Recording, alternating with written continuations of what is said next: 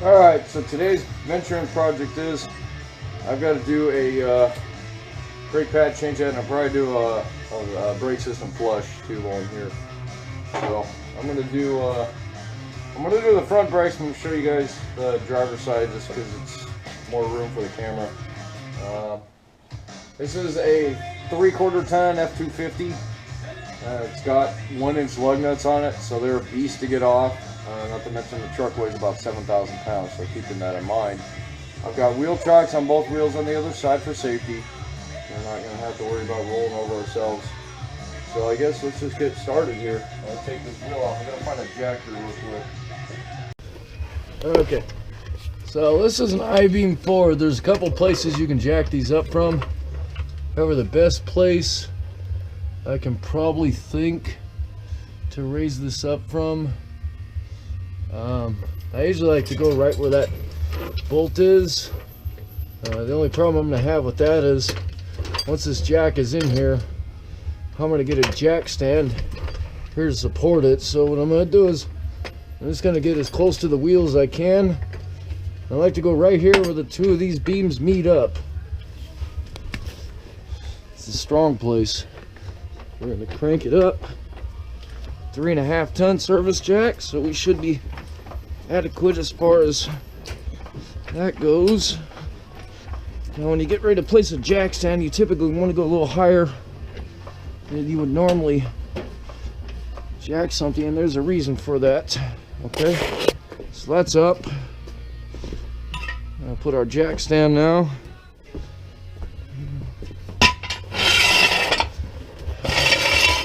You normally do this in case the jack fails.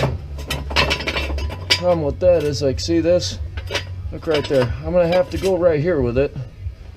Alright. I'll try to go out a little bit because I need to be able to get the jack out. So I'm gonna slowly let this down. I need to make sure the tire stays high enough off the ground. So very slowly. Ever so slowly, make sure jack stand. Find out those jack stands are rated for 6,000 pounds. Okay, there we go. So you can see how much room I had to get that jack out of there. But yeah, that's the fun part of doing these. Pretty strong system. I've seen them snap, but usually with a whole shit ton of force. Now this whole thing's been lifted, so actually this is all on adder blocks, or not adder blocks, but drop buckets or drop brackets. Like this whole bracket is bolted in, that's a drop bracket. Same thing with this one, because originally these arms would actually be up here in that area somewhere, so that's where you have to do these brackets. Only one company I was able to get these from for this old of a truck, but it seemed to work out pretty well. One key thing to remember though when you're dropping the suspension on one of these things or lifting it, make sure you drop your sway bar. And my power steering is still leaking. That's what all that is. That's just power steering oil. I got a leaky hose on that thing. Not bad, but yeah, one of these points I'll have to fix that. So alright, we're gonna take the wheel off and then we'll get to our brake system. Good thing to have. In this case, I'm going to grab some tools real quick. I'm also going to raise the hood open because we're going to open up the master cylinder cap. I'll grab some tools and then we'll get back to this because I'm going to need some pry bars, some pliers, shit like that, and some cleaning stuff. Alright, we're going to try this gun out. IR 259. This is the 259G. 3/4 inch air impact tool. 1-inch lug nuts, pretty well on there because I make sure that these are 9/16 thread and 1-inch head. I make sure that they're pretty well on there when I put them on. So let's see how this does on taking them off. There's one. There's two. There's three. 4, right?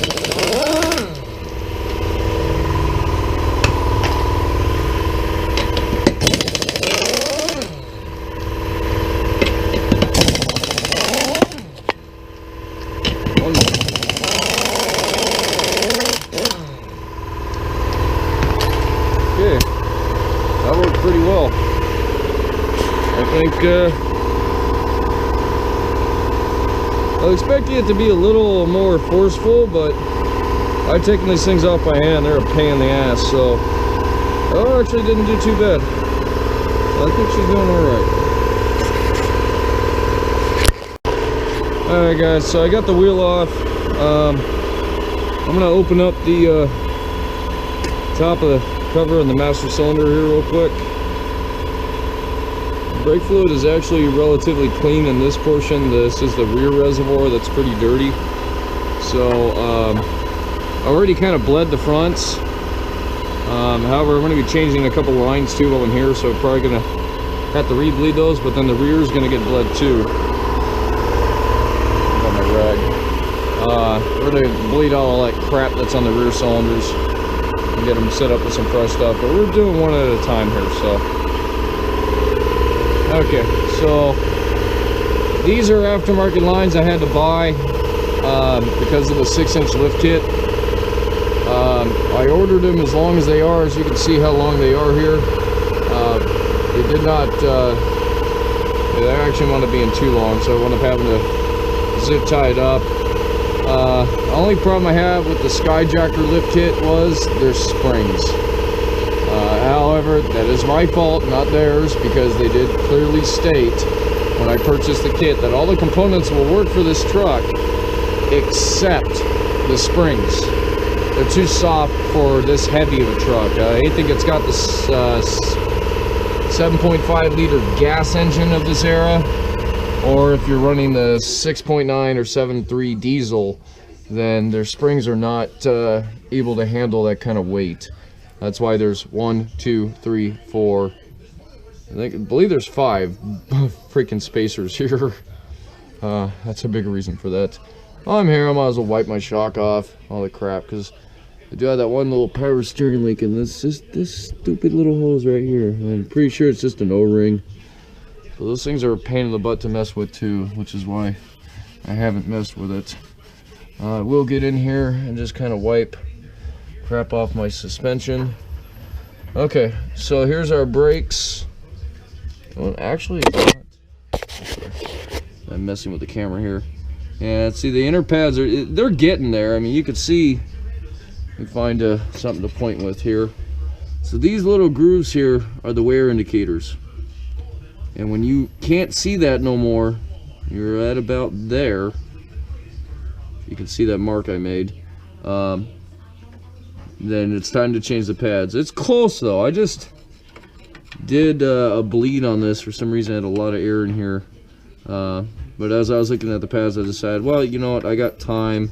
Pads are not expensive, I might as well change them out. So that's exactly what we're going to do.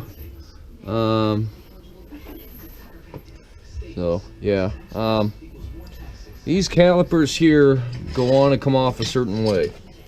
See, these rotors aren't bad at all. You know, that was the problem I had with this truck, was trying to find decent rotors for the front end of bearings, because that's one thing I ran into with these rotors, that they don't the bearings very well. So okay, these are pinch clips. Basically what these do is you pinch them and push them. A lot of times you can use a ball peen hammer to kind of gently tap them each time. See, like that. See all the crap coming out. The bottom one I am, however, going to hit the other way just to make life easy on myself.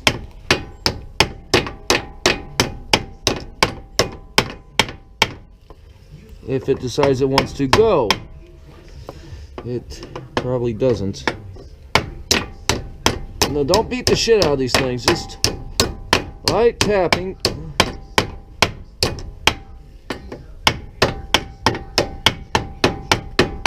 Good thing to remember though is when you... Alright, so I'm just going to push it the other way. I think that's going to work. If not, well, let me try this. So I can get a pair of channel locks kind of here. Yeah, channel locks. So a lot of times what I can do is get the channel locks on there. And yeah, in that case it may not work. Let's see if I can grab the pin from this side. Yeah, these things are kind of fun sometimes to mess with. No, I can't grab the pin from that side because it's pretty much stuck here. So, yep, there we go. It's pulled through now. So now I can grab the pin from this side. Hopefully.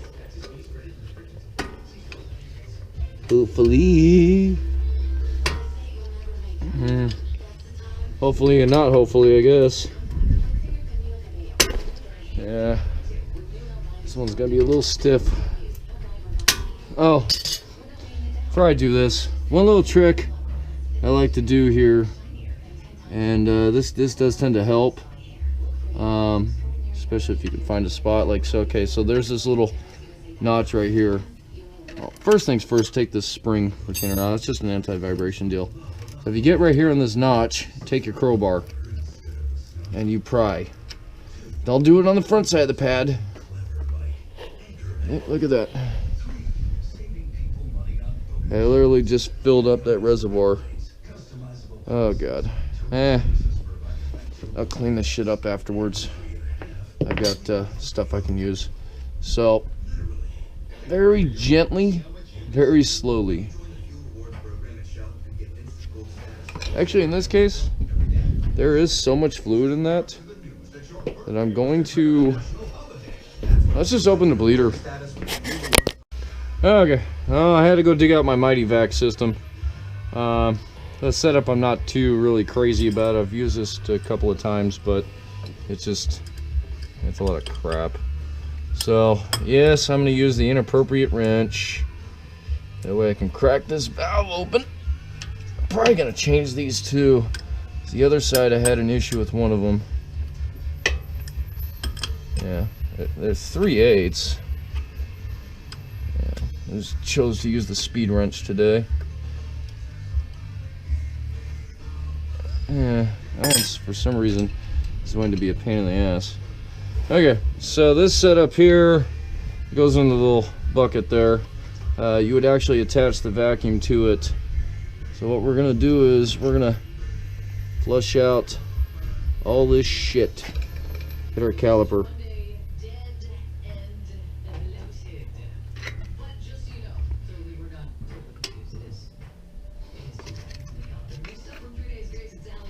Look at that crap, man. Look how dirty that shit is.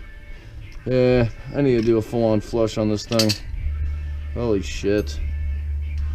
Big time. Okay, well, that kind of gets it loose. It's about as tight as we're getting there. I'm not going to worry too much about this, like I said, because we're going to actually be changing the hoses, so I don't really need to worry about it. What I do need at this point is I do need to be able to grab a hold of these. So I think I've got an idea here, if I can get in there and grab it. Yeah, I take a screwdriver from the other side and just smack it a couple of times. It usually will pop it out. Oh my god, you're not supposed to do that with a screwdriver. Oh my god. Oh my god. Oh my god. Yeah, I'm not putting out a force to actually break it. That's the thing. But I have learned that you need something because these little fucking bastards are a pain in the ass. I did replace these the last time I changed the brakes, and I'll tell you, these are a cheap part. You probably should change them every time you do your brakes. So this one I'm going to go the other way with because all that shit's in the way. So first things first, we do that, and then we'll take this and just push it through. Yeah, I guess if you use a screwdriver like this, you probably should use like a rubber mallet on the screwdriver or something. So there are these. These are still good. When you do put these in, you have to make sure that you grease them. They are a moving point, so make sure that they stay greased and that they don't get dry. Okay, so now we can actually take the caliper off. For this, let's see here. I'm actually thinking, let me close this up. Like I said, because we're gonna put new lines on this caliper, So let me close this up. God damn. I'm gonna pull this off here, and you see we're still kind of bleeding. The only reason I'm using this is because it keeps the shit from going all over the place. The only problem with Mighty Vac is they really don't give you a big enough coupler. So right now it's just kind of more or less gravity bleeding. Now you could hear it kind of getting in there.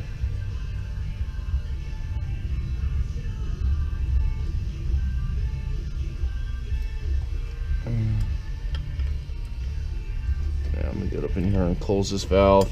These valves are really being a bitch. Problem is I don't want my master cylinder to run dry, but there's not much I'm going to be able to do to that. I do know, however, I will need to make a trip to the auto parts store and buy more brake fluid, because the brake fluid I do have is not going to be enough. It's a big bottle, but those big bottles will I'm going to go through quite a bit of that. Okay, so there's our caliper. I'll take these out of here. Alright. We slide out that little groove there, and then we wind up with this. Alright, so quick easy way I can move this thing around and put it somewhere else. Take it, I set it right here on this arm, or if I turn it, just set it right there like that, it's not going to go anywhere. So first things first, before we get too crazy with anything else, let's look at the rotor. Right now the rotor doesn't have any heavy gouge lines. It's pretty you know, slight gouging, but that's not going to kill it. No lipping. Look at the back, same thing, not really, little lipping but not much, so that's fine. This is one of those points where you can take sandpaper and just kind of scuff this up a little bit. See, the camera's still going. You can take sandpaper and kind of scuff these up a little bit, which helps take the glazing off the surface from the previous pads and wear into the new pads. It's better that way, but I'll probably do that. We'll get to that in just a few. When I take the calipers off, you want to look at the piston cups, make sure that there's nothing defective there. They're not, you know, chunked or broken or anything like that. If there's grease in there, you want to get that out of there. This grease is not good for the brakes. And I guess it's alright for the back of the pad, but it's not good if you get it on these surfaces. And this would be a good time if you have like brake clean or something like that to use it as well. It does make a big difference. I hear something clanking in here.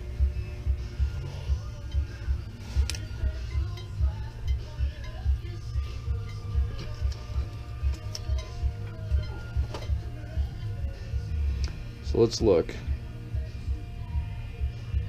There it is right there. That's what's clanking. It's that little piece of crap right there. Not sure what that's from. There's this crap left over in the machine process, because I can't see anything wrong, anything else here. I don't know if it was just like put in there to weight it or something. However, you don't really want to pry too much on crap like this, because it you can inadvertently crack the drum.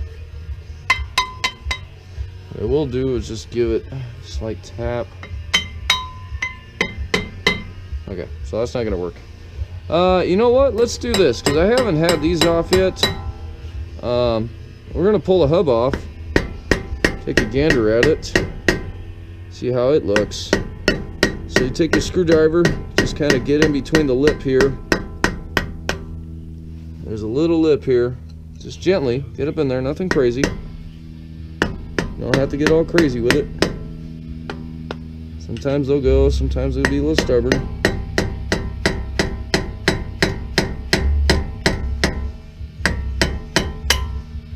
You just kind of work your way around it, and that breaks up the little seal that it makes. I'm not going to worry too much if I dent it or anything like that, because it's as long as it seals.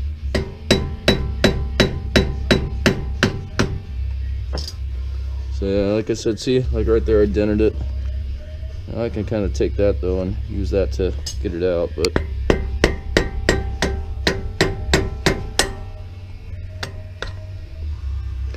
sometimes I'll just take down the end right here, flat surface, work it to whatever works. Once it starts moving, and you just kind of do the same thing and work all the way around it, like I'm doing there, and see, it just came off. And then I'll actually just knock this out a little bit, clean that up, and then we're good there. I'm gonna take our little box here and do that. So to fix this little dent I created, just take the pliers, if I can get a grip, just very carefully bend it back.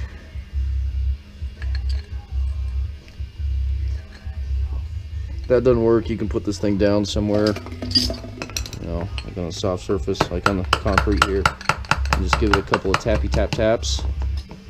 Yeah, that's fine. I ain't gonna kill it. Alright, so grease is getting a little, grease is still there, but it's definitely getting a little thick. It caused the bearings to burn, although we are looking at those. We're gonna look at the bearings and see that the bearings are in good shape. I hear something though, so I don't like the sound of that. I might just go get a new set of bearings for this thing too. It's not the craziest thing in the world to change these things. So, easiest way to mess with this little cotter pin is just get yourself a pair of pliers. Make sure you get straight with that. If you can hold it from the other end, it works too. So I'm going to straighten the cotter pin out. I'm going to pull it up. Okay. Now before I put this thing down, I'm going to straighten it out some more. Reason why is it'll help when putting it back in. Okay, just like that. I'll put that in the cup there.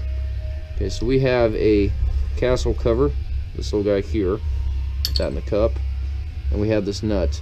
Usually these should basically be hand tight, not even crazy. You should relatively be able to take these off by hand, or at least slightly tighter than that, because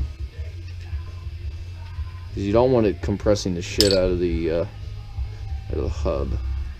Okay, so with that we got, I think I've taken these off once before and re-greased them. At least I think I did. I hope I did. Okay, so we have right here the bearing pack. We're gonna look at that real quick. Okay, so what we're looking for is anything chewed up, any flat spots, things like that. Well, wearing gloves, we're gonna run the fingers across them. I'm gonna check them out. The only thing I don't like about this bearing pack is see how dry it is. So we're just checking for wear. It actually doesn't look bad. I don't see any lines, I don't see any flat spots, I don't feel anything crunchy. As you go around, you shouldn't feel anything crunchy either. I don't feel none of that stuff, which I think will be fine. Yeah, you know, I did have these apart and had them greased before. That's right. The last time I took these apart. Like I said, it should be about hand tight. You know, you should be able to take those nuts off with your hand. That's why you have to have that castle nut on there, because you don't want to crush the bearings. You want them to be held in. Okay, so now comes the fun part. Let's get our hub off. I'll check a few things out here. We have another bearing in the back, so we're just going to spin that. It's inside a seal, so we're not taking this one out. We have another bearing in the back. We're going to check our grease. We're going to pull out any shitty grease that we don't need to have in there. If it's not dirty, it's clean, it's fine. So we're going to check that. Let's look here on the spindle shaft for wear. You know, we're looking at that. Where I'm just going to take this excess grease. This is still relatively okay grease. So we look at the spindle shaft here. What we're looking at is any kind of wear and any kind of play. And the reason for that is that if that happens, it tells us that the bearings are, you start seeing wear in here, the bearings may not be moving the way they're supposed to. but it also can lead to problems with the bearing, the shaft itself. This right here is the lip where the seal goes around. We just make sure that that's clean. So now we'll take our rag. We took most of the grease off and just wipe this. So that bearing that goes on there sits right there. So we'll just look at that for any gouging and grooving. Nope, don't see anything crazy. All normal wear signs. We'll take our rag, wipe the sealing surface down right there like that. And then the same thing here on the back of the rotors, because we're going to reuse this one. Let's wipe out the seal. Make sure that there's no contaminants on it, and then we'll go from there. So we'll clean out the little channel here, causes it to groove. We'll wipe this down, make sure that the seal surface is nice and clean, free of any contaminants. And generally don't want to use this again on the rotor, although there's some grease here, so I'll use it there. We're going to clean that up some more. So now is a good time that I have the rotor off to take that screwdriver. This looks like something that's actually put in here for some purpose or another. I'm not sure what, but don't like things moving around like that because you want to get problems. Alright, so there it is. I took it out. It looked like something that maybe just got thrown in there to balance it, but that's not cool. So you have this piece dangling around in there. I mean, it looks like something got broke off and shoved in there. Even, you know, maybe a piece of a brake. That's out. Let's inspect the rotor real quick. Any cracks that we may have inadvertently created. Don't see any. That area looks fine. That piece is out. Okay. Dust shield. This is just the dust shield. This stays on. We'll leave that alone. At this point, what I'll do is I'll take a little bit of this grease here. I'll grease the inside of that seal there. I'll probably put more grease in this thing because it looks like it could use more. And we take this and put this back up on here like that. Make sure it seats and spins freely. I would expect there to be something here, but this is more of just a pressing joint. So what I'll probably do is I'll fill this whole cavity up with grease. As the wheel spins and heats up, it will send a lot of that grease outward. It's kind of just a maintenance thing. Doesn't hurt. You know, can't actually be too well greased. Can never have enough. So that's that. And then we're gonna change that line out to require me to get a hold of some wrenches too. So we'll get to that here in just a few. Let's put we're gonna leave that open. Let's put our new pads in. I'm gonna get some stuff set up here. I've got new pads here from Napa. I'm kind of against all the crap that comes out of, really starting to become against all the crap that comes out of like AutoZone and shit like that. But I was at my local Napa and decided to buy a cheap pair of pads. So these are Napa Proformers. These are made in China. If I wanted the US ones, I had to spend like 3 times as much. And I hate to say it, but I'm trying to save a buck, so I will have to do a Chinese here, I guess.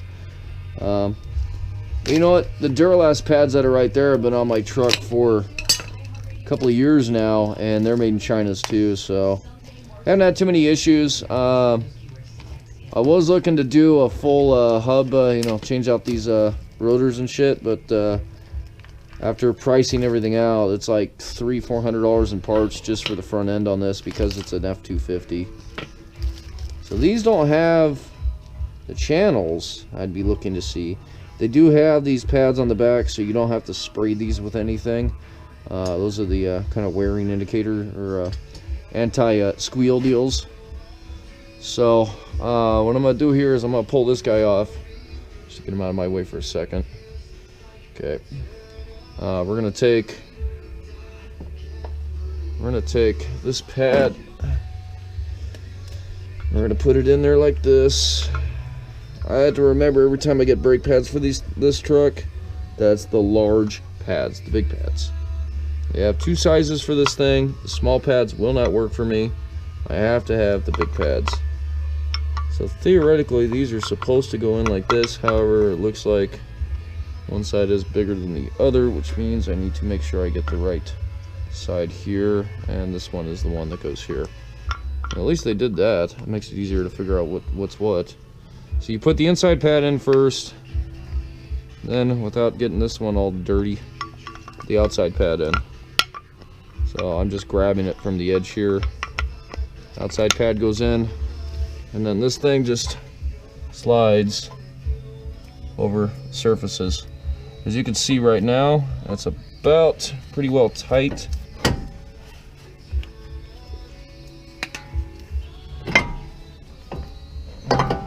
You just kind of move that around. Before I get too crazy putting these on, we're gonna grease these. So I'll get back to this. I gotta do a few things here. Okay, so I'm taking off this old line here, and I'm going to be putting the new line on. Cut this zip tie out of here. Okay, so you're gonna need, I believe it's a 9/16. Yep, 9/16. And you take out the little banjo bolt. It's bolted right on top. I'm gonna show you guys how to put it in. I already took it out. You take out the banjo bolt. When you do change these lines, it is very important that these little copper washers, you do not reuse the old ones. They are actually a crush washer. They're one-time use. So you put one little washer on here on the bolt, put the bolt through the banjo fitting, take your second copper washer, put that over here, just like that. Okay, this is exclusive to a lot of your old Fords. There's a little hole here, a little ledge that the inner washer will go up against. So I wasn't going to clean that. I elected to get a bucket there because this thing started to gravity feed on me pretty well. So we're gonna put this guy right here like this. Actually, you know what I'm thinking? No, because I'm gonna bleed this whole system out. I'm gonna bleed the crap out of it. Yeah, I'm not gonna worry about gravity bleeding. Actually, no, I am gonna just put that on there snug like that. Okay, so this whole guy here has a clip on one side, and there's another clip on the other side, and this is special. It goes into this little part just a certain way. You're gonna need to take the hard line out, which screws into the back of this. It is recommended that you use a line wrench for this activity. However, mine are pretty already well messed up. And 7/16, generally a 7/16 line wrench is what you're going to need. Once it's loose, you should be able to turn it by hand. I'm gonna see if I can get the camera in there enough to see. There's a little plate here, and then the deal goes right in the back of this. So generally, once you get them loose, you can turn them by hand, providing you don't have a whole lot of brake fluid on your hands. Yeah, I seem to have a lot of that on my hands, so I'm going to take our wrench and just use it to help in this case. Yeah, when they just get covered in fluid, they are almost an act of God to turn. I am wearing gloves. This is brake fluid. It's very acidic in nature, so you don't really want to get all this shit on your hands. Anything you get it on, make sure you clean it off. I'm not worried about the frame and stuff like that, because this is pretty well coated in paint. It's not, this paint is it's powder coated, so it's not gonna eat that off. It's not eating that off. So I think I got her loose enough. I can kind of spin it. Okay, there it is. So that line's out. Now I need to take the clip off. To get these clips off, they are a big pain in the ass. You'll need a screwdriver or some type of tool, because you've got to pull on one side of this clip and literally shove it the other way. I'll show you guys once I get it out what it is. I prefer to come in the back side of it because it's easier to control doing both of these activities at the same time. It's a retainer, however I'm missing the other clip on this one. This will work better if this is in the slot. They only go one way. Yep, just like that. So get up in here, pry on this thing.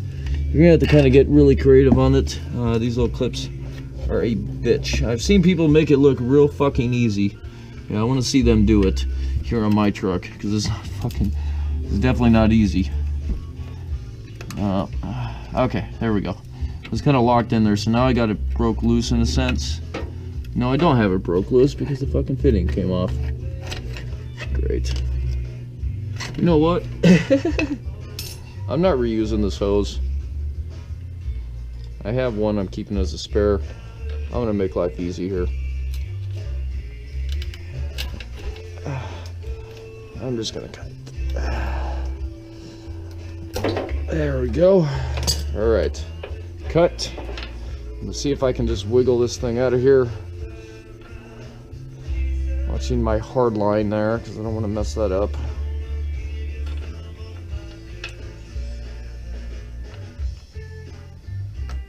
I hope YouTube doesn't have a big old problem with the music in the background. It's a radio. Come on, I'm listening to the radio.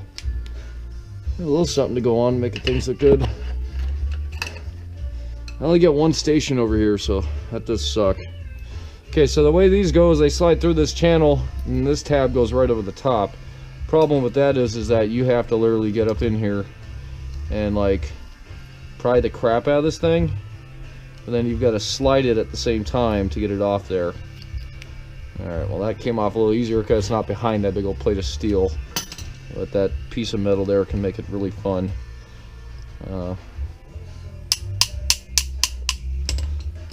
One of the things I learned on these is leave the C-clips on.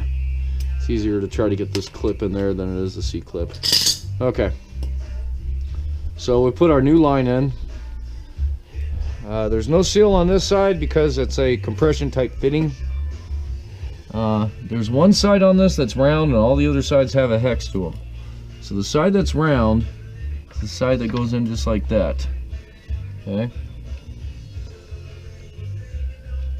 It may twist a little bit. Now what you can do is you can take this. The important part is getting it slined in the slot there. I think I got this one in there. Now you're gonna have to find something to gently tap it. I'm gonna use a hammer. Just be careful when you're doing this, because it may or may not want to go. If it does go, well, cool. It means it's working for you.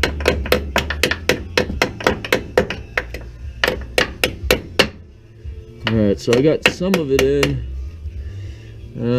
Okay. So at this point, after I smack my finger with that hammer, I need to turn it, because this is not going to go in this way. Great. Yeah, see, these things have always put up a fight every time I mess with them. Fucking hate these stupid clips. But there's not much you can do to them. Alright, so I guess let me try to back this off some.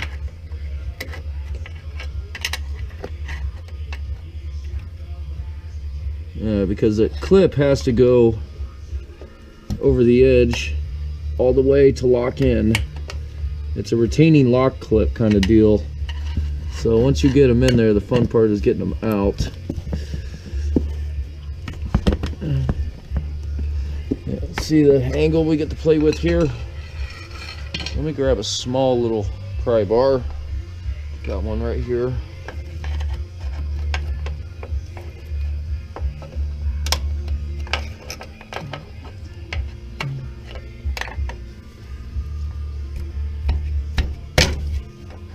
What I'm trying to do is just get the spin in place, because it generally will spin the way they are. However, in this case it doesn't want to. What I'm going to do is I'm going to try to come back in with that screwdriver. Just try to kind of pop it out, I guess. Yeah, this is where you kind of have to get creative. This shit don't want to move. Especially these stupid clips. See, well, I couldn't put it somewhere just to give me a little more room to play with it. That would have been nice. So what I'm trying to do is pry up against my fucking screwdriver here. Alright, there we go. I got something going on there. Alright. So, the thing is, it should be able to turn right where it's at. So what I'm going to do is I'm just going to try to rotate it while it's still on there. There we go. There, that's on there. And I'm going to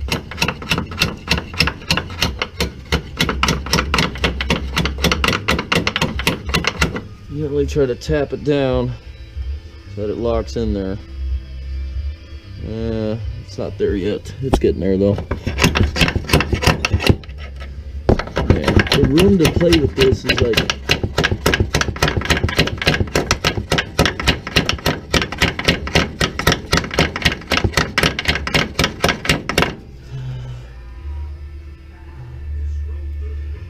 see, it's not wanting to play with us too well right now.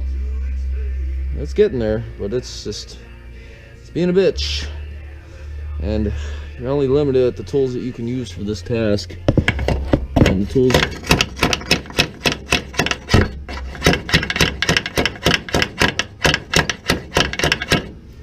tools that I'm using are obviously not having a great effect on it. I'm going to try to get behind it, just see if I can get it to, I can just pry it a little bit.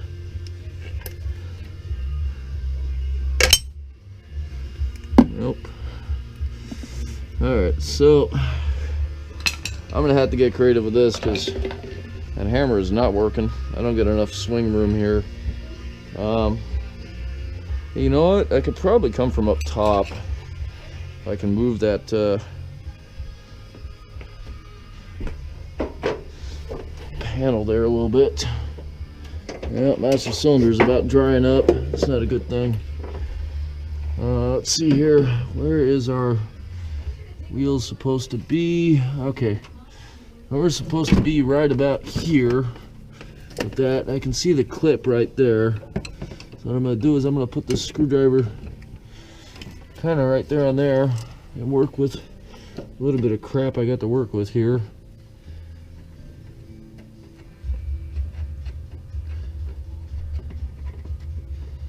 Alright, screwdrivers right on it. I'm going to try to give that a good couple of whacks. Yep, and that just came off it. This is not, like I said, this is the part that gets really fun with doing these lines. Remember that, that's why that other one didn't have a C-clip on it, because it put up a big fight the last time. I think I wound up having to take a sander to this because it wasn't going in enough to give me enough area to work with it. And you can see the big problem I got here now is I got this screwdriver right here like that. Okay, let's try that. I think I slipped off it and I'm smacking on it now.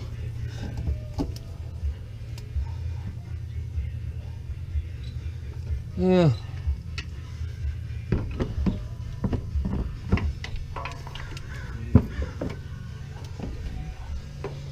Let's go check it out on this side. I think I'm just gonna stick with blowing it with a hammer. Eventually it'll go, I know that. It's just putting up a fight. They always do. I've dealt with these a lot of times. They always put up a fight. Yeah, see, like it's not all the way in there yet. It's getting there, but it's just not there yet. And I think what it is it's the edge. There's an edge right there on that thing. It just does not want to go in.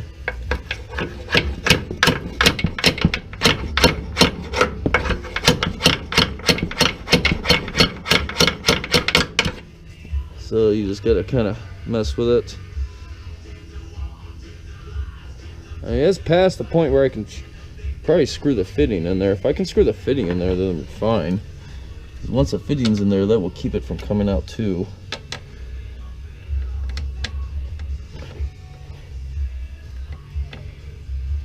If fitting's not in there, then, well, it's going to create issues. Yeah, I think we're in there. Got my little wrench here. It is an 11, but it's 7/16. It's the same thing. Like I said, these things are a pain in the ass to get on there. That's I'm kind of using the wrench now at this point. But if it's screwing in, it's not giving me any hassles. Yeah, it's going in. No, not too crazy with it.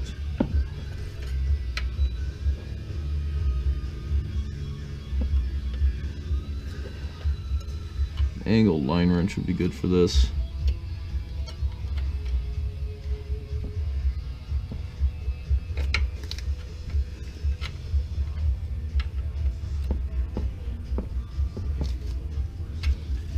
Now, this video is going to take a lot of editing. This is all this crap, this boring shit that I'm not doing. And this is going to take a minute for me to screw this in. It's just a quarter turn at a time. It will take a minute to get them in there, but they'll go. You know, suppose I could take out the fender liner, but that's a lot more shit that I don't want to do. I really don't. That's a pain in the ass. So I'm just working with. I don't like to take things off if I can. You know, extra things. I like to work around what I got and figure out ways to make it happen. And that's kind of what I'm doing here. So I think we're almost tight on that. Yeah, we are. That song I've heard so many times, I'm like kind of over it.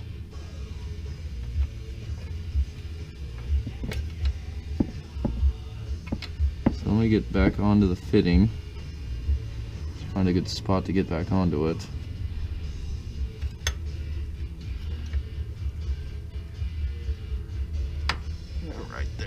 Okay, so it start to get tight. If your wrench pops off, you're done. Because at that point it's tight, so tight that your wrench isn't going to be able to go any further. Okay, that's tight. That's it. Like I said, it's a compression fitting, so once it's on there, it's on there. Okay, so now what I've elected to do is I'm going to gravity bleed this line, which means I need to grab brake fluid.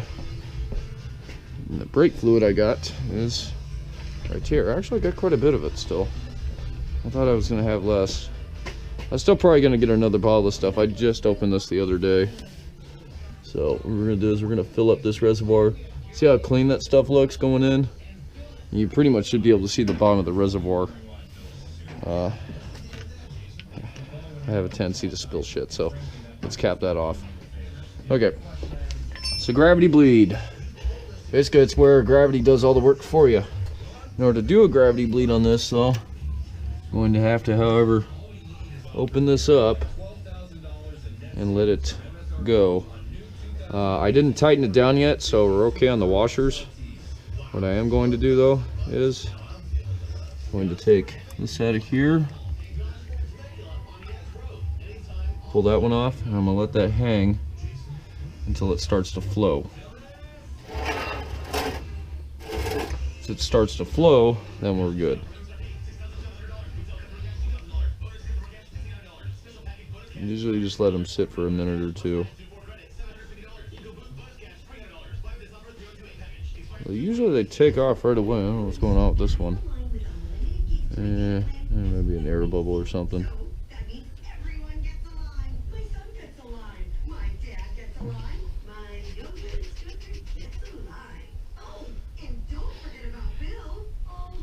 Okay, what you can do in this case to help it move along, well, it's better just to let it sit, and eventually it'll start to go. But what you can do, keep in mind the moment you do this, you're going to have to full bleed. But I'm going to full bleed anyway, so it's not going to kill me. Is slightly press the pedal. Very slowly. Very gently.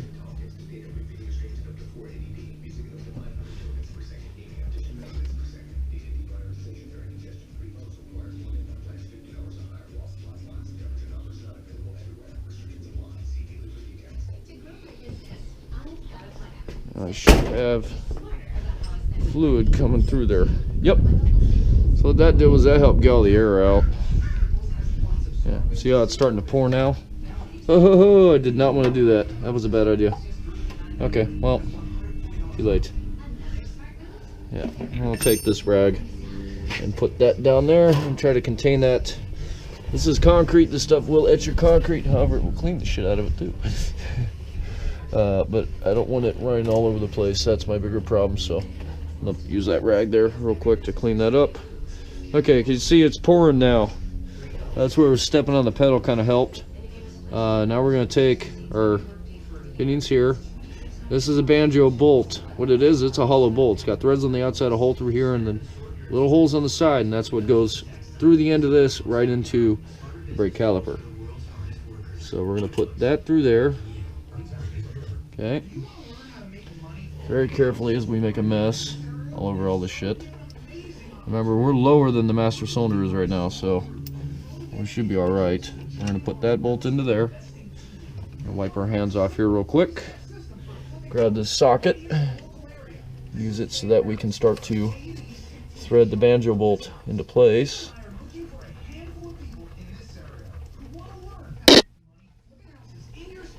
And if it doesn't go, you just may have to move it around a little bit. This one here will go as soon as it gets lined up. One thing I can tell you when you're doing steel braided brake lines is measure well enough and keep in mind, don't make them too long. I thought going longer would be better. It's not. Okay, so right there, the socket's not helping us. I'm going to make sure that that's where it needs to be. I'm going to put my little pan over here, catch a little more. I'm going to put this back through here, and we'll put that right in the hole there. I'm going to start to thread it by hand. Deep socket is good to use on this. However, once you get to the point where you got to put it back in, that bolt's going to go in the socket too much. It's not going to want to grab. Okay, so real quick before I grab my tools again, I like to wipe off my hand so I don't get all this stuff all over the tools. If you get them on the tools, then your tools will give you a hard time working. And I did get some on there, so I'm just going to wipe that off here real quick. So it's still bleeding out, which is a good thing. I'm going to go ahead and take this socket and start working that banjo bolt into place. Real quick before you tighten it up, just make sure that that's lined up. There is a ledge on that has to go into. And then just give it a good little crank. That's it. Nothing crazy. A little tired and hand tight. You know, not gonna kill you. And right now what's going on is just all the stuff that ran down is dripping out in the pan, which we're fine with that. One hell of a definite cleaner. Okay, so in order to bleed this shit, which is what I'm going to do now, is I'm going to take the 3/8 wrench. We're going to crack this thing open. I'm going to crack it open for a couple of reasons, actually. A couple of these reasons is that I'm going to crack it open because, one, this thing does not want to. See how stuck that is? You know, it's seasoned. Means the threads are getting kind of messed up. So right now I'm just going to work it a little bit, and I'm going to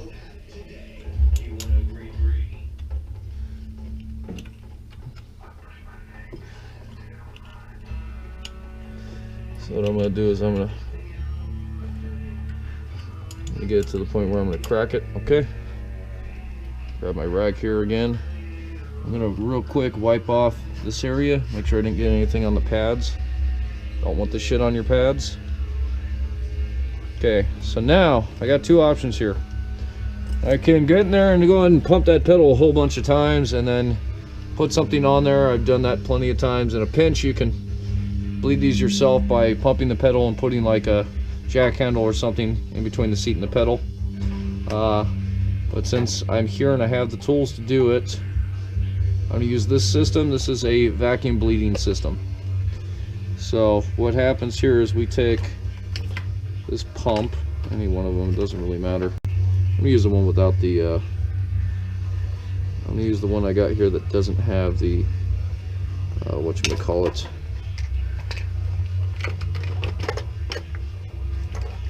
use the one that doesn't have the... Well, I'm going to use the one that fits this hose first. It's like a big deal. Okay, so the way these work is when you squeeze the handle, it sucks, creates vacuum pressure. So what I like to do here is, I like to... Now, I'll probably do this both ways. The problem with these is like those little fittings don't always make a great seal. So what I like to do here is that going. You can see how it's starting to suck. Let's suck all the air out of there. Just like keep going. And the trick here is just keep suction on there. So the little gauge, just watch the gauge, make sure the suction doesn't drop. And just keep going until all the air bubbles come out. Keeping in mind you may get a bunch of air bubbles as a result of other shit. You can see our fluid's getting clearer now, which is a good thing. We pretty much bled everything out. Right now it's just sucking everything out of air can. I'm going to close that up here real quick because we need to empty the jar. That was the thing I didn't like about this system. They have a bigger one that does more, yada yada yada bullshit. But I'm not going to spend the money on that. These are going to set you back about $40 to $50 on the Mighty Vac, and that's what this is. Not a paid product, or not a paid promotion. I'm not promoting the product. I'm just telling you what you guys can use to help. These little fittings, you have to make sure are on there really well, because if they're not, they will cause you problems. There's even cases, I think, where we just put like a little zip tie around them or something. Either way, like I said, I do this a couple of times, vacuum bleed it out.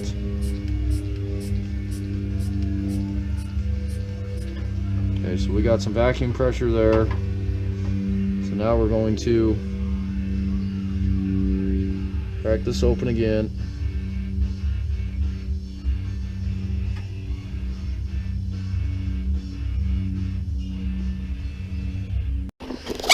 Okay, well, the battery went dead, but that's okay. Give me a chance to work on a few other things here. So I wound up, I vacuum bled as much as I wanted to, and I wound up going back to the way I like to do it. And it's a one-person method, however, you do need a little bit of creative ingenuity here with that. And with that said, that means we actually just get a stick or a bar. I get in here, step on that pedal a good couple of times, and then shove this in between the seat and that pedal to hold it in place.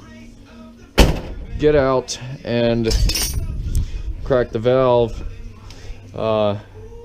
real quick and then reset. And usually after a couple of times of doing that, we got perfect pressure. So right now what I'm doing is putting the hub back on and tightening up the bearings. There is a method to this. The method I use has always worked for me, so I'm going to continue using my method. You guys can do what you want. There usually is a torque spec on these nuts. You spin this, you spin the rotor, and then you torque it as you're spinning the rotor, and then you back it off, and then there's a second torque. You do the same thing, spin the rotor, torque it, and then you back it off about a quarter turn. It's all fine and dandy. What I like to do is spin the rotor, get this thing. Yeah, I know. Speed wrenches are dangerous, so everybody watch out here. Spin the rotor, get that thing about as tight as I'm going to get it. Okay, just like that. A couple more spins. Make sure we don't have any more play. Okay, so that's it right there. And now what I'm going to do is I'll back it off the quarter turn. So this little edge here is going to be upward. That'll be 1/4 of a turn. And see, it's pretty loose as far as the nut goes. And then if I start feeling anything in the steering, I can always come back later and retighten them. Usually that's what I'll do. I'll do this, drive it a little bit, and then recheck the torque. So that's on there. I need to put this little castle nut back. It's best to do this with the caliper off. It makes it a whole lot easier because you're not fighting the resistance of the brake pad. these little caps will go on any way you have that nut. You just have to find the right little slot. You got to move it around until it lines up the hole. So it lines up with the hole. Put our keeper pin, our cotter pin back in there. Get yourself a little screwdriver or some kind of implement to spread it. Get in there. A lot of times we use these things. These not the best tool to use on this because you can accidentally cut these, but it's okay if you go sideways. It doesn't have to go straight. It just has to be spread apart so that it doesn't come out.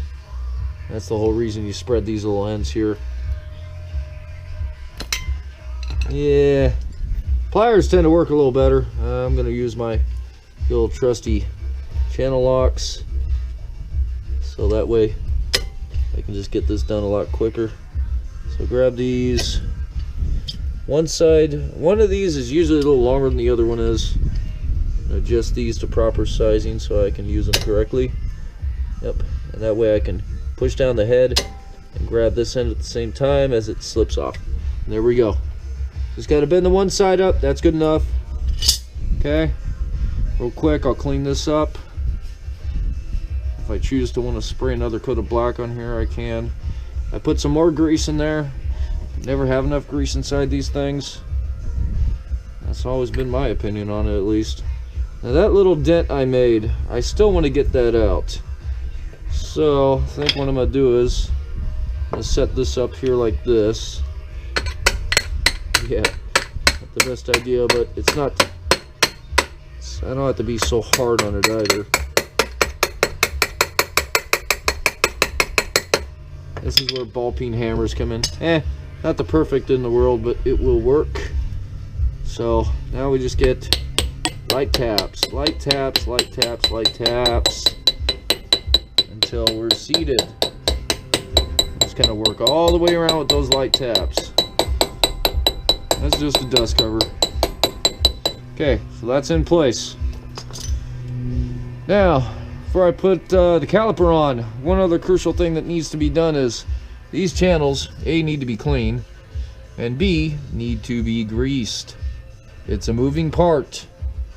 Because these move in and out based upon friction.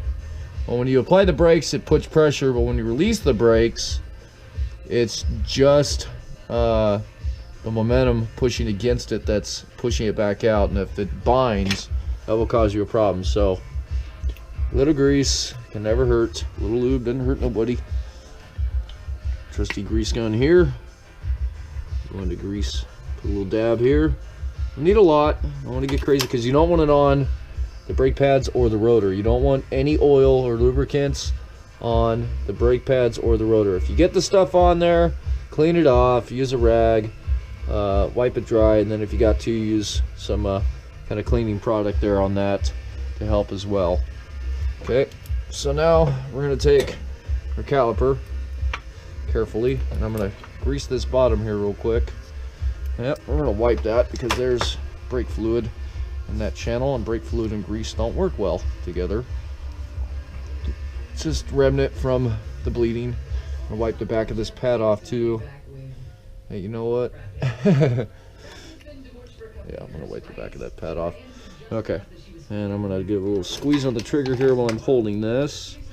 And what that's going to do is that's going to shoot out a dollop of grease here on the end. I can grab that, shove it in there.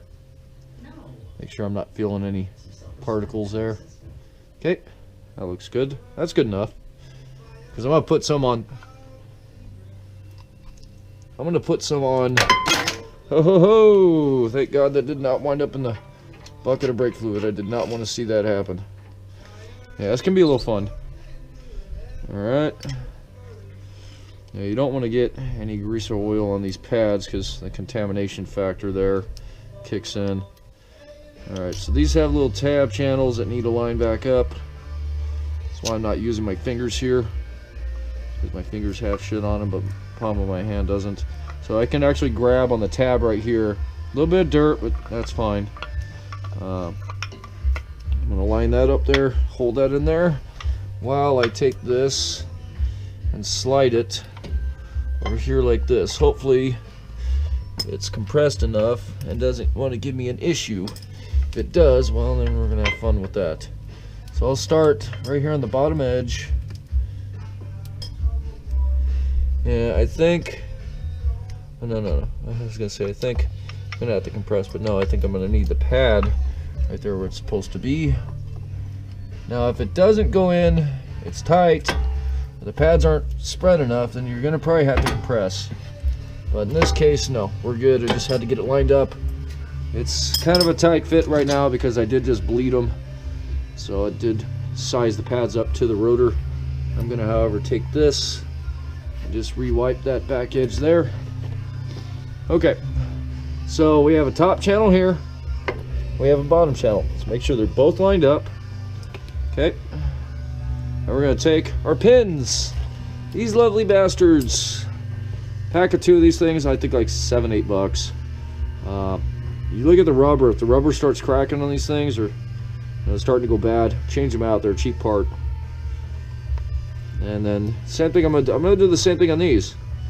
You know, I put grease in there, right? Well, this is another moving part, so let's grease these as well. Just a slight little coat there.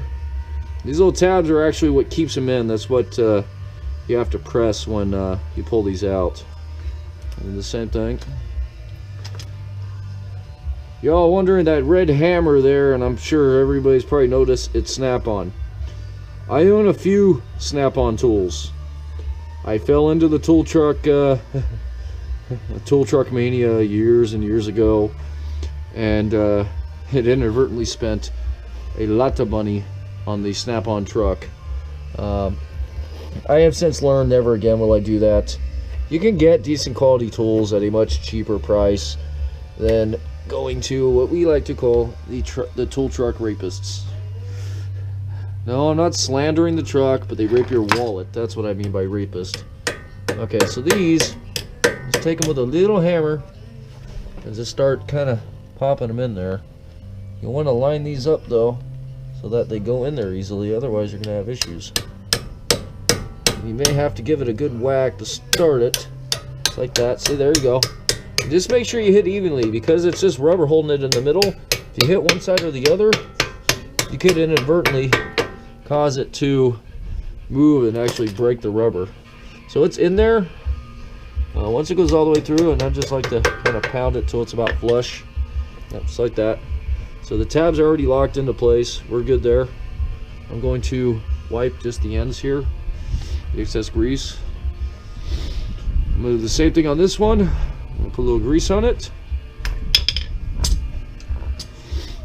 General tools you will need for doing brakes is, you know, depending what you got to play with here, is a screwdriver and a hammer, and then you may need some sockets of some sort of size, depending.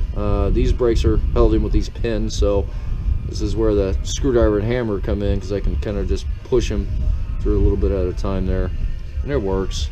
Okay, so there's a wider and a narrower end. This end actually goes upward, so just so you guys know, because this is shorter than that part is. So the end with the tabs goes up on the top and then downward on the bottom. Alright, so now I'm going to take this one here, and see, if you do that, you may have to get a little creative with it, because you still have pressure pushing from the bottom. See how it popped out? So just a light tappy tap tap with the hammer here until we get there, about lined up with it. We're going to put our pin right here like so. I'm going to give it a tap until it lines up and goes in, and just light tapping.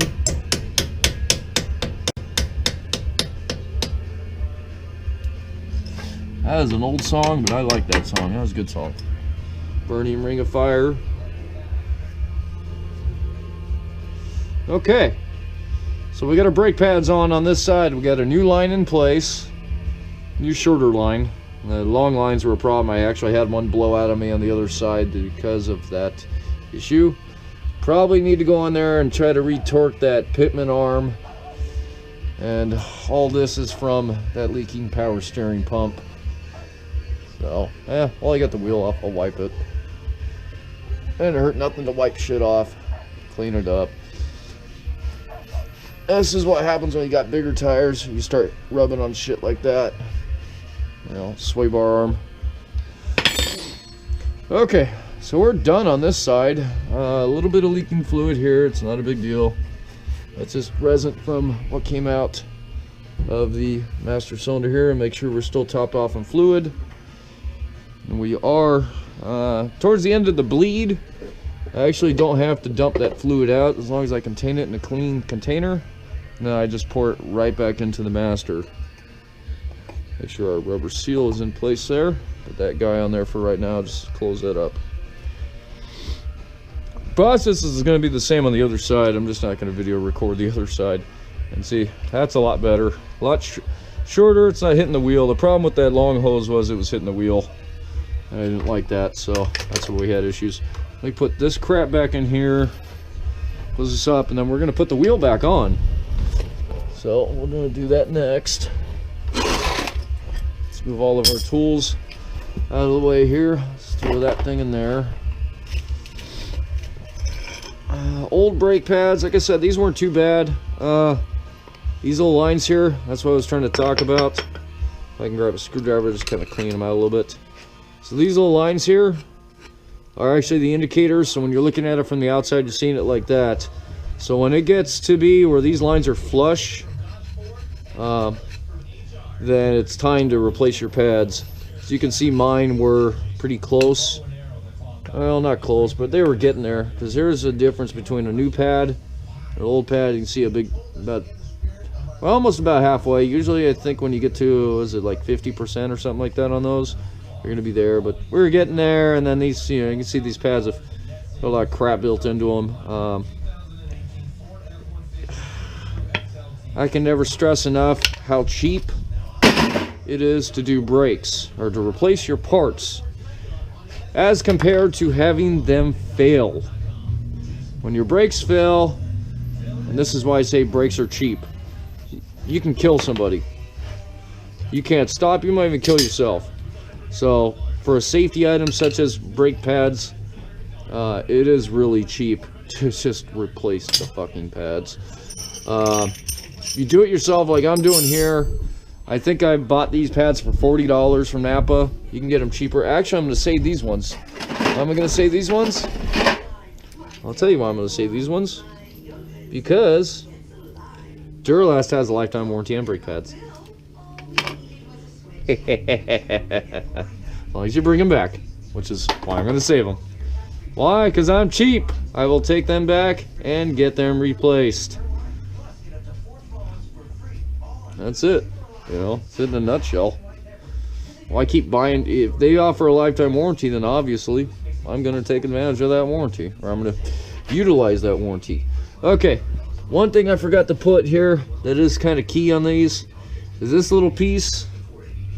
What this does is it's just a spring. It goes in right here like that. The same thing on the other side. And it keeps the pads from rattling. So you can put that in by hand. And that keeps them pressed in and keeps them from rattling, so that you don't get that vibration. Kind of a key thing to have. You want to have that on there. And pull the vacuum pump out of here. Oh God, it's cooler up. It's really cool today up here. Okay, vacuum pump's out of the way. I'm gonna grab all my wrenches and sockets, put them back in the tray here. However, the shit I did cut off, I'm just gonna throw in there. That's my little scrap pile. I'm gonna put my parts here.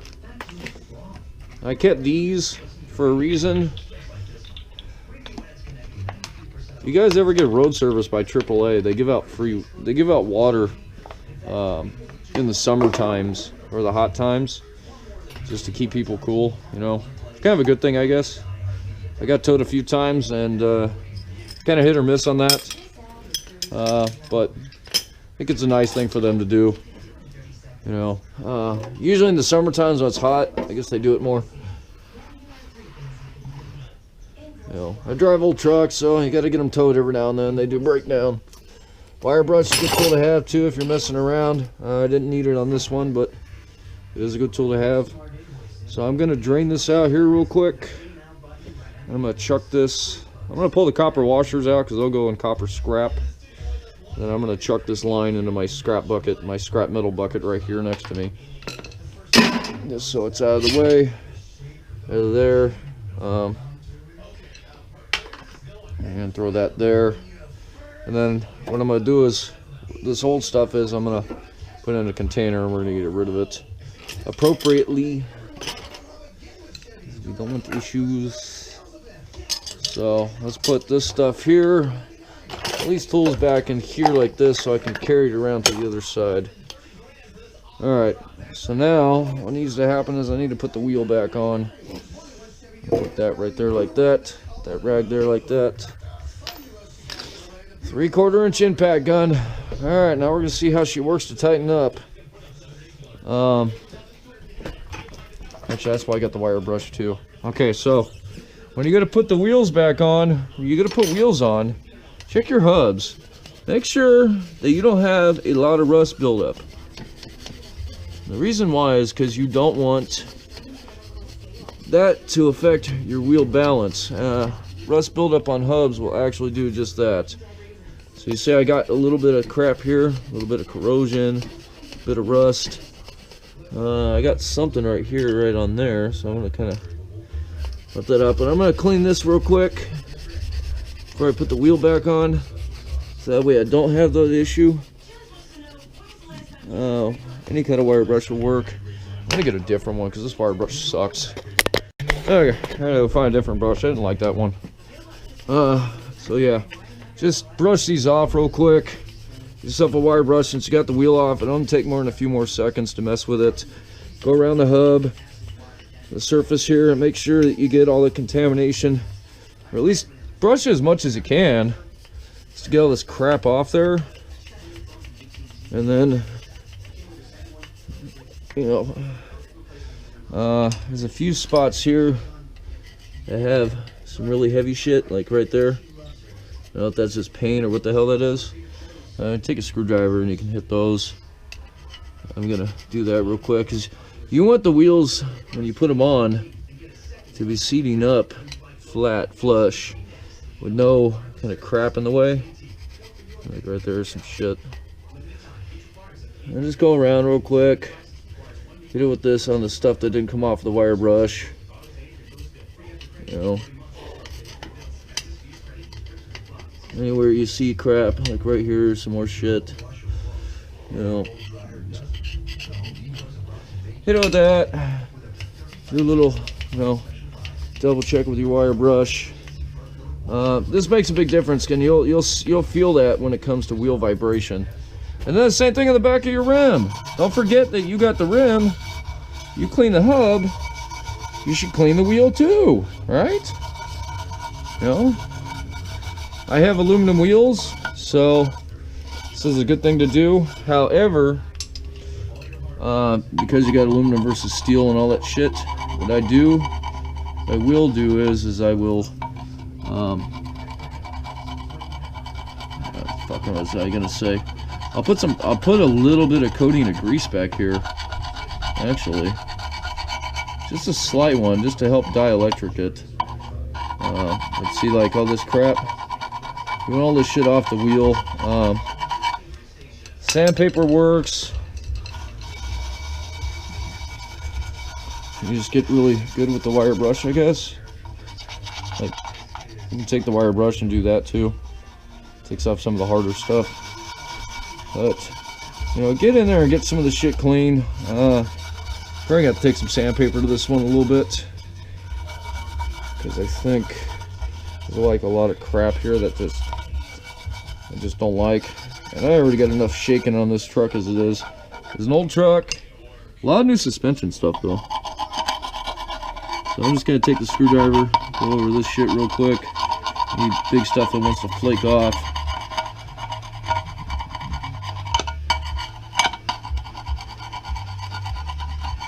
Just like that. Crap that wants to flake off. Probably should wear some safety glasses when you're doing this. That'd be a bad idea.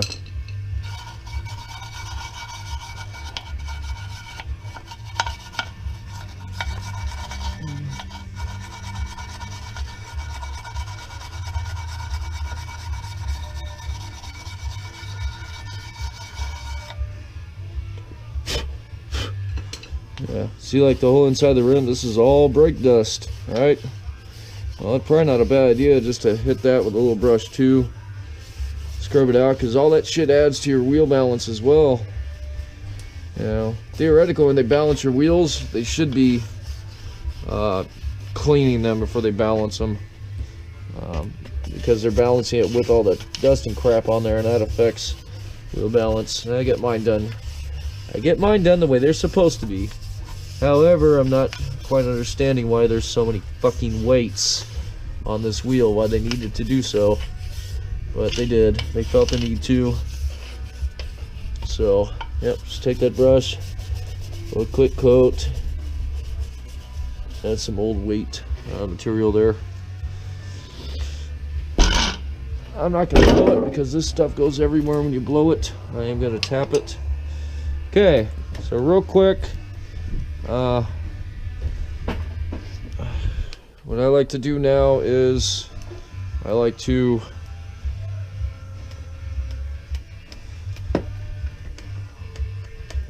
if I can get anything out of this damn grease gun,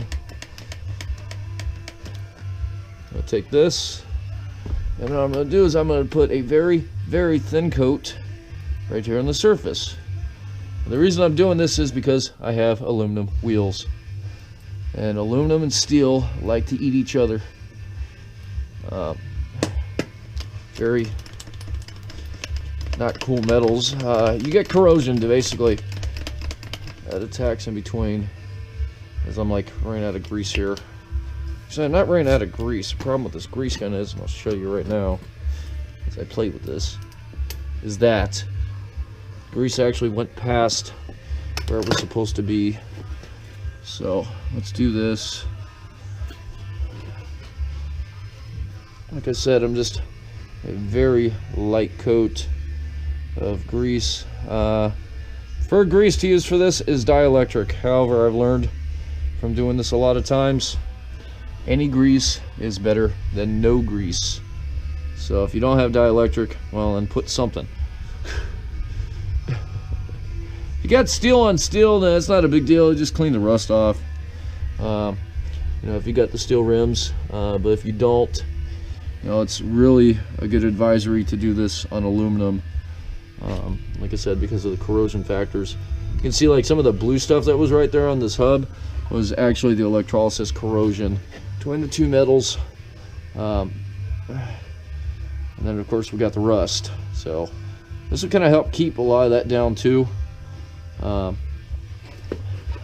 so now that I've done that, I'm going to just go around the wheel here, the light coating of it. The reason I say light is you don't want to overdo it. If you overdo it, then you start getting this shit in your brakes, and you don't want that. So that's where you got to do. Definitely be careful. Just kind of like you're painting, in a sense. Putting just a very light coat of said paint onto the surface.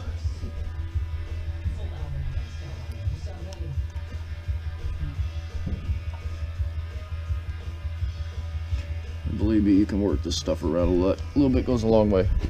Okay, so one last thing I'll do is, as I pull this up and make it squeeze out the bottom, all this shit went past the seals.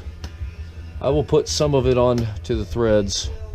An anti-seize or something. Usually when I'm doing the grease, I'll just put a dollop onto each threads so that they don't rust as well. I do everything I can to be preventative here. And I'll tell you the reason I do this, especially with the bolts, is those lug nuts that I got for these are special order, and they're expensive. There's 8 on each wheel, and just in the lug nuts alone, it could easily spend over $100 to replace them for one wheel. So the reason I put the grease is it keeps the threads from getting chewed up and binding up on each other. You know, keeps it from wearing the threads in a sense. So A, don't have to replace those nuts, and then B, I don't have to change my hubs out because they get messed up. And this is pretty much a one-piece deal. Like these hubs, everything is one piece. So if I'm going to change the studs, I'm going to change the whole hub. Okay, so we're golden there. I'm going to ditch these gloves. You know, I'm going to go with a new pair.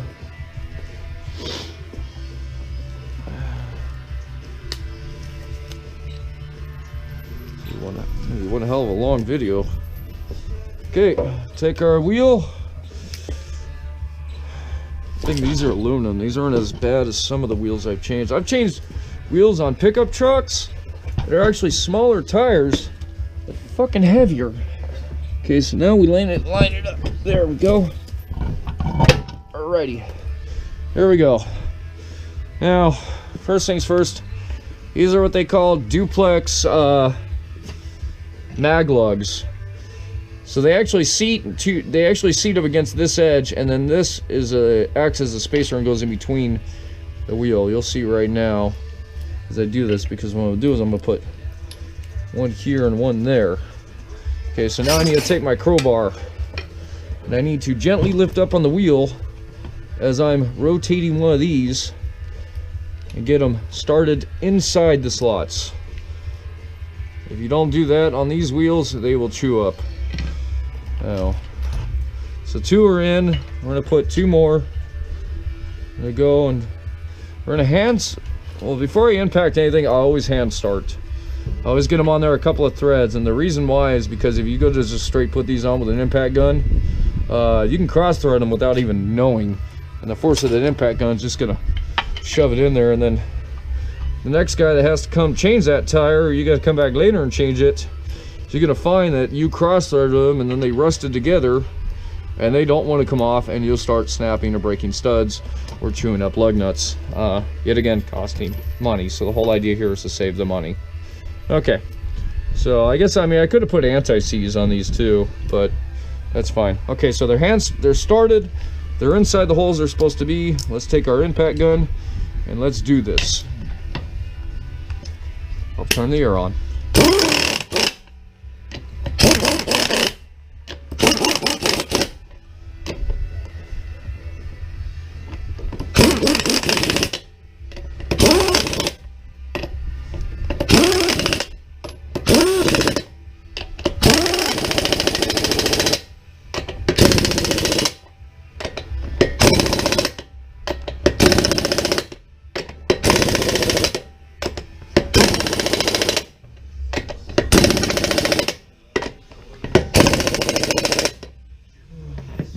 Okay, that's it. Give our wheel a good spin. Good deal. Give it a good wobble.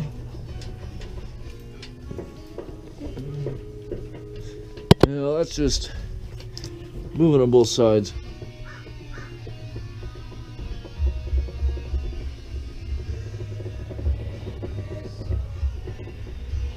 So now what I'm checking for is play.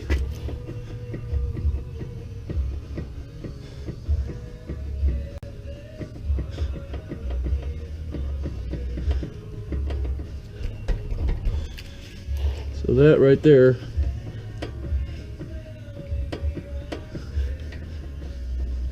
is actually play right here, surprisingly. Yeah, see? That's play because that came loose. Well, I have to tighten that up.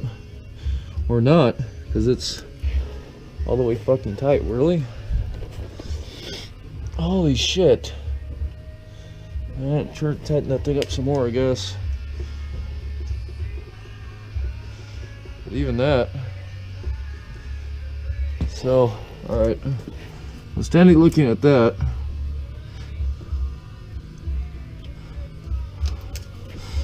Right now, what we're checking on is any kind of movement.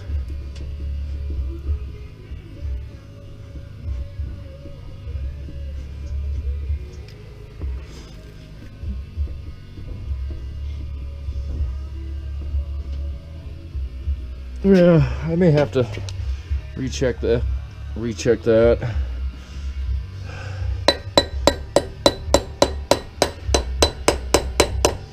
I don't like how much play that has. I think it's gonna be in our bearing. It might have loosened up a little more as I put the wheel on.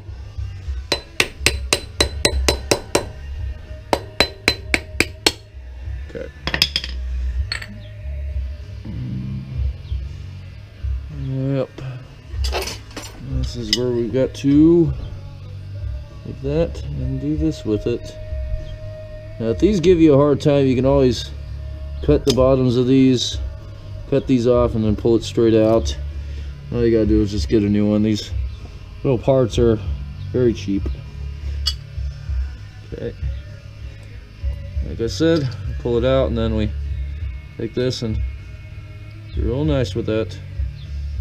So the torque procedure comes in, but then again, this is where going back and forth to it helps too. So let's see here.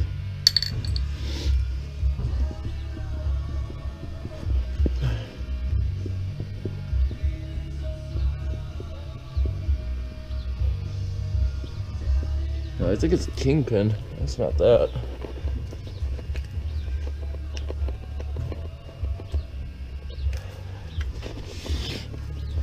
Well, either way we can check it. Doesn't hurt to come in here after it's been spun a bunch of times.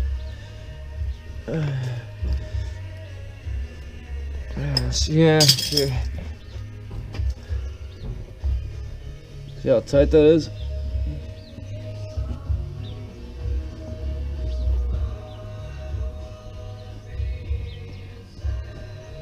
Yeah, that's a kingpin. Okay, so well, this did snug up a little more, which is kind of a good thing. So now what I'm gonna do is I'm gonna do the same thing. Just gonna take that, get a slight turn.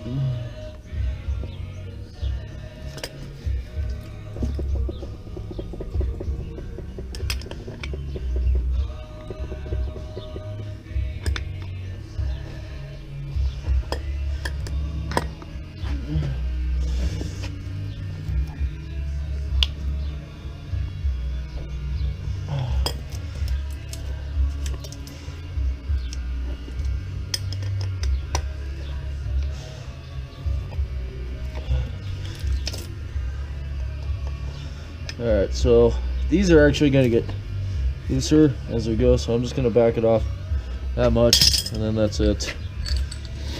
I'm going to leave it just like that. I'm going to put this guy back on there.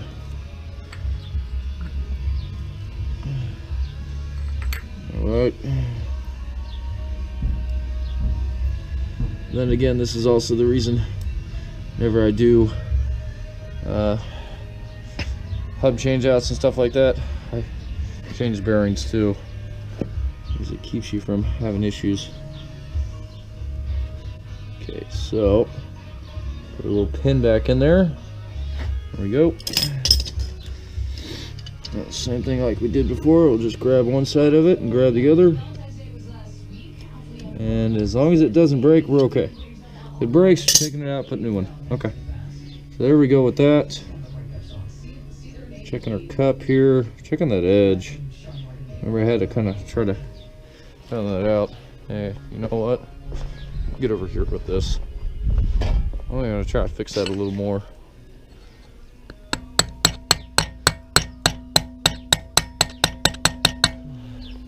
There we go. Good to have a vise lying around. Okay.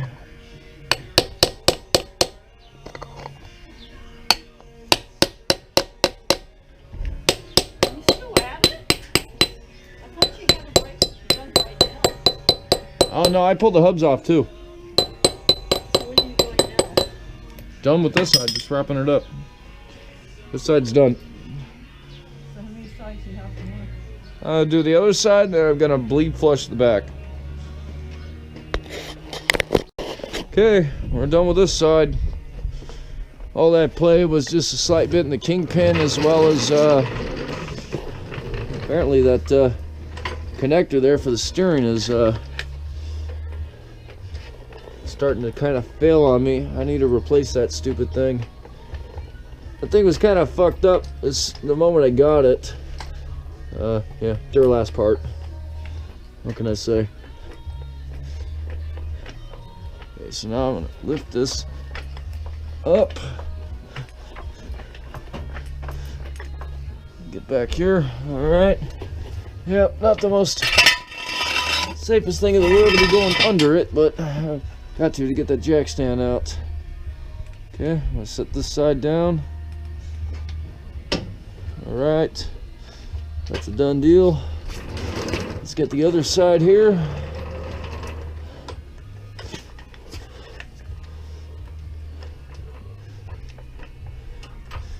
We're gonna do the same thing. This side I'm gonna do the same thing I did on the driver's side, so I don't need to make it so that I can make a shorter video.